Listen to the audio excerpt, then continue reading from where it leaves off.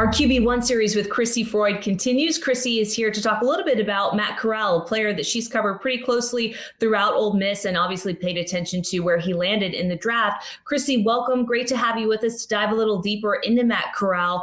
Tell us a little bit about what you observed from his collegiate performance and how you think that will apply to today's NFL. Yeah, I think he puts a lot of really good velocity on the ball. I think he's generally a very accurate passer, and he made some huge strides between these last couple of seasons as far as decision making goes. I got better in that area, release time, and just stuff like that. Improved a lot as a passer, and really his mental game, I think, sped up a lot. And then on top of that, I mean, you have this really tough, gritty type of mobility, this desire to get the job done no matter what it takes. There were several times last season that he was really putting his body on the line just to move the chains for this team. And I mean, I think he had 2 separate ankle injuries. He was dealing with that and then was injured in the Sugar Bowl as well. But there was never a moment in time that if he thought that the team needed him to run the ball, that he wasn't going to do it. You know, your heart always breaks for these players who have had their entire collegiate careers pointed towards the NFL draft and ultimately realizing their dreams and being drafted to a team. And then when they, deal with injuries and aren't able to showcase their skill set when it matters the most, there's nothing sadder than that, in my opinion. I mean, how do you think that ultimately affected him, how he fell through the draft, and if he might surprise some people actually when fully healthy? Yeah, I think he definitely will. I think that part of the reason why he fell, there were some rumors around that. I think it's also has more to do with the fact that the Panthers just, after a certain period of time, knew that he would still be available. And maybe that's what it came down to.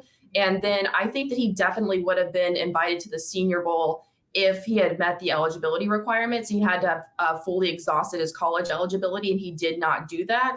And so you have this weird phenomenon where all these players are at the Senior Bowl, you've got some at the Shrine Bowl, and then he chose not to throw at the Combine either. So you're seeing all these guys who still may not be as talented as Matt Corral, but we're not seeing Matt Corral. And so therefore the conversation kind of starts to shift over to them. So I think that if he had had the ability between the injury and just the criteria eligibility, that I think that he could have really impressed some people. But I mean, he was my QB3, and I think that a lot of people continue to see him that way regardless. And when we talked about it, he said, I don't really think that I'm underrated at this point. I think it's just not been talked about because of the circumstances. What can a quarterback like Matt Corral offer the Panthers? Yeah, I think that he's someone who brings the best of both worlds. I think that he's a really good passer. And like I said, the decision making improved a lot. And I think that as long as he keeps a handle on that at the NFL level, there's a lot of traits just as a passer that you really like to see. And then he can also move around a lot, which is still something to be desired in the modern NFL and helps the quarterback transition if maybe another piece of the offense falls short, because they have the ability to do that. And honestly, I think that he has the highest ceiling in the room right now.